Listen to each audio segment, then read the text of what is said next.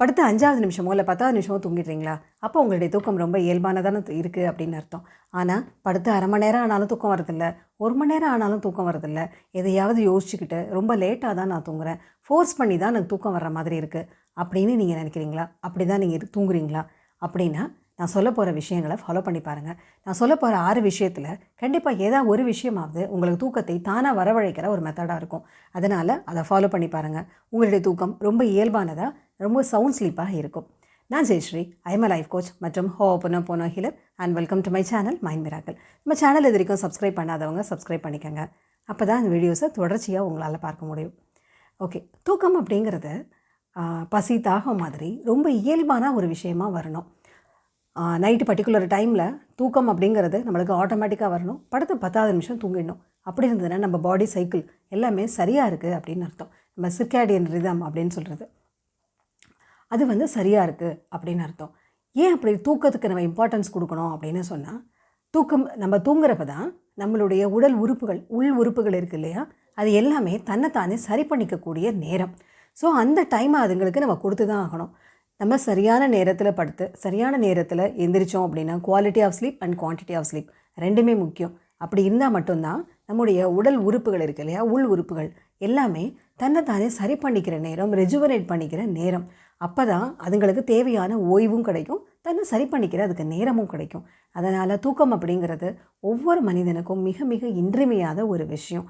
ஆனால் தூக்கத்தை நம்ம எந்த மாதிரி தூங்குகிறோம், எவ்வளோ குவாலிட்டி ஆஃப் ஸ்லீப் எந்த அளவுக்கு இருக்குது அப்படிங்கிறத பொறுத்து தான் நம்ம உடல் ஆரோக்கியமே இருக்கும்.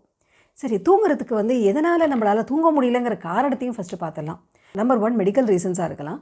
2வது என்ன அப்படின்னா நம்மளுடைய லைஃப் ஸ்டைலாக இருக்கலாம். நம்மளோட நேரத்துக்கு படுக்காமல், நேரத்துக்கு எந்திரிக்காமல் நம்மளுடைய ஒரு டிஸ்டர்ப்டு சைக்கிளாக இருந்ததுன்னா தூக்கம் அப்படிங்கிறது இயல்பானதாக இல்லை சில சமயங்களில் நம்மளுக்கு ஸ்ட்ரெஸ் அண்ட் ஆன்சைட்டி ஜாஸ்தி இருக்குது, எதையோ ஒரு விஷயத்தை நினச்சி நம்ம கவலைப்பட்டுருக்குறோம் அப்படிங்கிற மாதிரி இருக்கிறோம் அப்படின்னு சொன்னால் அதனாலையும் தூக்கம் நம்மளுக்கு வர்றதில்லை. ஏன் அப்படின்னா அந்த ஸ்ட்ரெஸ் ஹார்மோன் இருக்கு இல்லையா, கார்டிசால்ஸ் அப்படிங்கிற ஹார்மோன்ஸ், அதெல்லாம் என்ன ஆகும் அப்படின்னா நம்ம உடம்பை ஆக்டிவாக தான் வச்சுருக்கோம். அதாவது எஸ்பெஷலி நம்மளுடைய மனதை ரொம்ப நம்ம பிரெயினை ரொம்ப ஆக்டிவாக வச்சுருக்கோம். எப்போ நம்ம பிரெயின் ஆக்டிவாக இருக்கோ அப்போ தூக்கத்துக்கு அது ஆப்போசிட்டான விஷயம் தானே. அதனால் நம்மளுக்கு தூக்கம் வர்றதில்லை. ஸோ அந்த கார்டிசால்ங்கிற ஹார்மோன் குறையணும், மெலட்டோனின்ங்கிற ஹார்மோன் ஜாஸ்தியாகணும். அப்படி இருந்தால் தான் தூக்கம் அப்படிங்கிறது நம்மளுக்கு இயல்பாக வர ஆரம்பிக்கும். சரி, அதுக்கு என்னெல்லாம் செய்யலாம் அப்படிங்கிறதையும் பார்த்துடலாம். நம்பர் 1, நம்மளுடைய ஸ்லீப்பிங் ஷெட்யூல் அதை நம்ம ஃபிக்ஸ் பண்ணிக்கணும். குறிப்பிட்ட நேரத்தில் படுத்து குறிப்பிட்ட நேரத்தில் எந்திரிக்கணும். அது ஒரு டெய்லி, ஒரு நாளைக்கு ஒவ்வொரு நேரத்தில் படுத்து ஒவ்வொரு நேரத்தில் எந்திரிக்காமல் கிட்டத்தட்ட 10 நிமிஷமோ இல்லை 1/4 மணி நேரம் வித்தியாசத்துலேயோ ஒரே மாதிரியான நேரத்தில் படுத்து ஒரே மாதிரியான நேரத்தில் எந்திரிக்கிறது. மினிமம் 7 to 9 hours ஸ்லீப் தேவை அப்படின்னு சொல்கிறாங்க. இல்லை 6 to 8 hours sleep depending on the individual, அது நம்மளுக்கு தேவை. ஸோ நம்ம தூங்க போகிற நேரமும் காலையில் விழிக்கிற நேரமும் ஒரே மாதிரி இருக்கிறதா பார்த்துக்கலாம். ஸோ இது ஒன்று ஸ்லீப்பிங் பேட்டர்ன், நம்மளுடைய ஷெட்யூலை வச்சுக்கிறது. இந்த ஸ்லீப்பிங் ஷெட்யூலை கரெக்டாக ஃபிக்ஸ் பண்ணிக்கிறது. 2வது என்ன அப்படின்னு சொன்னால், தூங்க போகிறதுக்கு முன்னாடி சில பழக்கங்களை நம்ம ருட்டீனாக வச்சுக்கலாம். என்ன அப்படின்னா, ஒரு புக்கு படிக்கிறதா இருக்கலாம், இல்லை ஒரு பாட்டு கேட்குறதா இருக்கலாம், இல்லை ஒரு காலார வாக்கிங் போயிட்டு வரதா இருக்கலாம். ஸோ ஏதோ ஒரு விஷயத்தை தூங்குறதுக்கு முன்னாடி செய்கிற பழக்கத்தை நம்ம வச்சுக்கலாம். அப்போ நம்மளுடைய பிரெயின் என்ன நினைக்கும் அப்படின்னா, ஓகே இவங்க தூங்குறதுக்கு ரெடி ஆகிட்டாங்க அப்படிங்கிற மாதிரி நம்ம மனசில் பதிய ஆரம்பிக்கும். ஸோ அப்போ என்ன ஆகும் அப்படின்னா, we are getting ready for the sleep அப்படின்னு நம்ம உடலும் மனமும் தூக்கத்துக்கு ரெடி ஆகுது இல்லையா. அப்போ தூக்கம் இயல்பானதாக வர ஆரம்பிக்கும். இது 2வது விஷயம். 3வது மிக முக்கியமான விஷயம் என்ன அப்படின்னா, தூங்குறதுக்கு முன்னாடி செல்ஃபோன் அதை நம்ம 1 மணி நேரத்துக்கு முன்னாடி நம்ம பார்க்கறத நிறுத்திக்கலாம். ஏன் அப்படின்னு சொன்னால், அதில் இருக்கிற அந்த நியூஸ் இருக்கு இல்லையா, அதை நம்ம மைண்டு ப்ராசஸ் பண்ணிகிட்டே இருக்கோம். நம்ம சோஷியல் மீடியாவில் பார்க்குற விஷயங்கள் எல்லாத்தையுமே நம்ம மைண்டு ப்ராசஸ் பண்ணிக்கிட்டே இருக்கோம். அப்போது அது ஆக்டிவாக இருக்கும். பிரெயின் ஆக்டிவாக இருக்கிறப்போ தூக்கம் அப்படிங்கிறது டிலே ஆக ஆரம்பிக்கும். அதனால் தூங்க போகிறதுக்கு 1 மணி நேரம் முன்னாடியே நம்ம இந்த சோஷியல் மீடியாவில் அந்த இதெல்லாம் பார்க்குறத நிறுத்திக்கலாம். இது 3வது விஷயம். 4வது என்ன அப்படின்னா, நீங்கள் ஃபோன் பார்த்தே ஆகணுங்கிற கட்டாயம் இருந்தது அப்படின்னு சொன்னால், அந்த ப்ளூ லைட் இருக்கு இல்லையா, அதை நைட் மோடுக்கு மாற்றிக்கோங்க. ஏன் அப்படின்னா, அந்த ப்ளூ லைட் கண்ணில் படப்பட நம்ம பிரெயின் என்ன நினைக்கும்னா, இது விழிச்சிருக்கிற நேரம் தான் அப்படிங்கிற மாதிரி நம்ம மைண்டுக்கு அது அலர்ட்டாகவே இருக்கும். ஸோ அதனால் என்ன பண்ணணும் அப்படின்னா, அந்த நைட் மோடுன்னு ஒரு லைட் எல்லோ கலரில் இருக்கும் இல்லையா, அந்த ஒரு மோடுக்கு ஃபோனை மாற்றிக்கோங்க. முடிஞ்ச அளவுக்கு ஃபோனை அவாய்ட் பண்ணிக்கோங்க.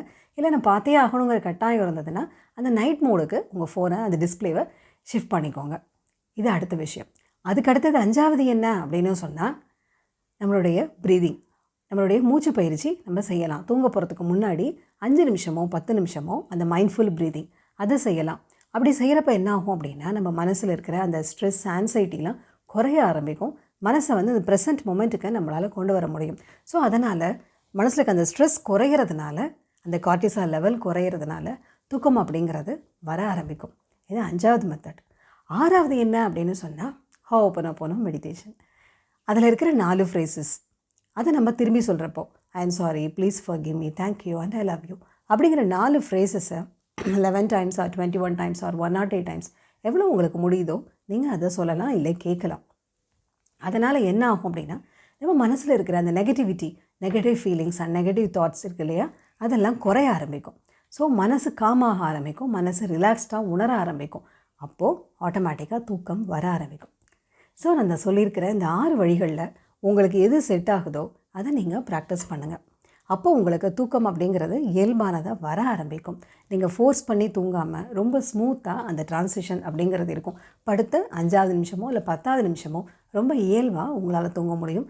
அதே மாதிரி நடுவில் எதுவும் எந்திரிக்காமல் காலையில் வரைக்கும் நல்ல சவுண்ட் ஸ்லீப் அப்படிங்கிறத உங்களால் பெற முடியும்.